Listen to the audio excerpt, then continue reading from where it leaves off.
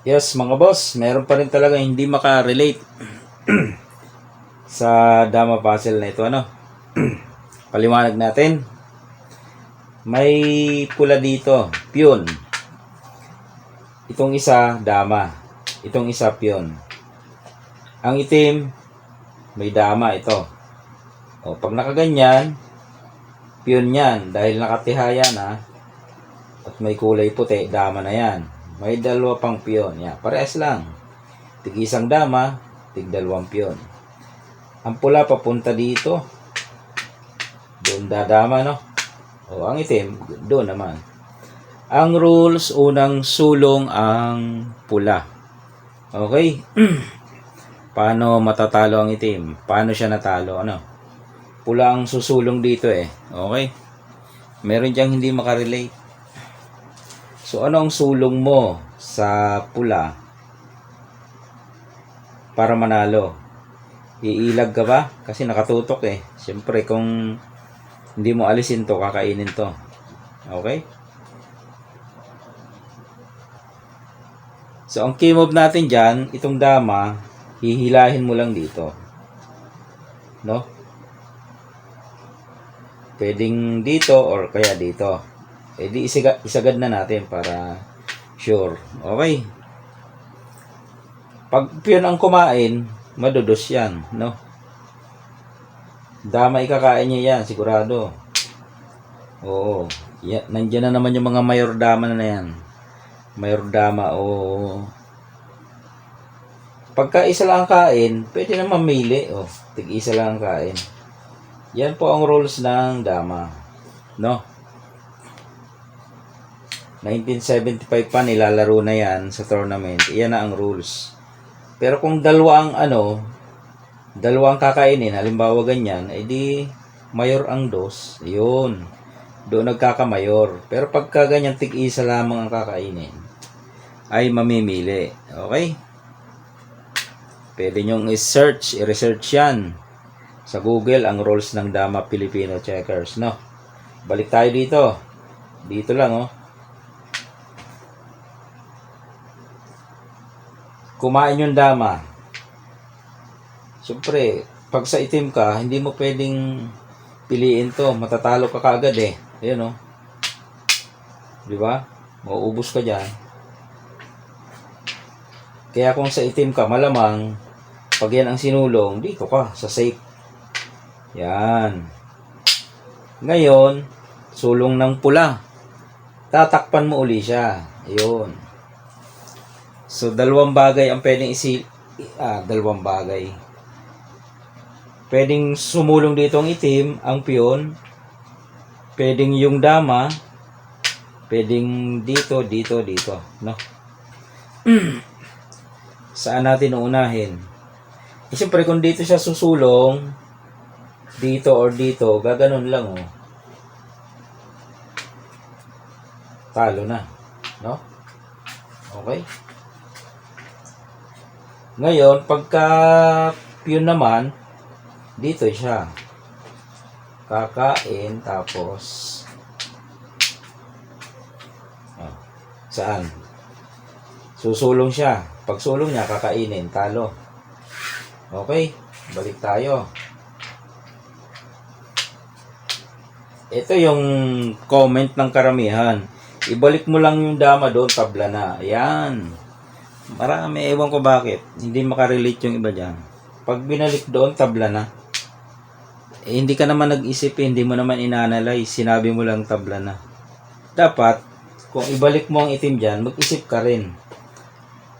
Talo kaya? Matatalo kaya? Baka ang nasa isip mo, dito pupunta ang ang pula. Kaya nasabi mong tabla na. Kahit naman batang damador kitang-kita naman talo yan. Hihilahin mo lang yan dito. Bakit hindi maisip? Talo, di ba? Hindi maisip ng iba. Ewan kung bakit. Ibalik daw yung dama doon, tabla na. Hindi mo kasi inanalyze. Tinuldukan mo agad, tabla na. May tira pa ang pula eh. Oh. Dalawang bagay doon at dito. Kung dito, baka tabla na. Eh, paano kung dito? Oh. Yan, maraming comment yan, oh. Tabla na. Hindi nag-iisip. Sa dama, ang pinaiiral, isip. Hindi yung bunganga, no? Kapag bunganga agad ang pinairal mo, hindi mo masosolve. Kasi sa bunganga, ilagay mo doon, tabla na, ayun. Pero kung mag-iisip ka, ito oh, pag nag-isip ka, makikita mo, ay talo pala. Ayan, may talo pala. Alright? Kaya, sa larong dama, ang ginagamit isip. Ano po? Hindi bunganga. Kasi pag bunganga, eh wala. Hindi mo masusolve. Hindi mo makukuha yung ano, idea ng larong dama. Kasi inuna mo ang ano eh. Ang bunganga ano. O yan mga boss. Okay? Tabla ba yan o ano? Comment mo nga. Tabla o panalo ang pula? Nakita mo na. Pinakita na natin. Ano pa ang gusto? Dito lang game mo ba?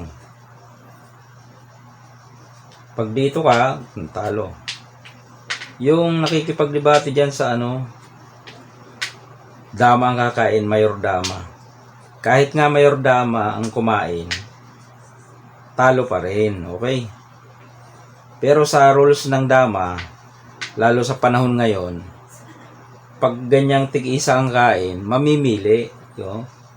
Yun po ang rules ng ano eh. Yung mga ginawa sa libro ng dama. Yung gumawa ng libro ng dama sa Pilipinas.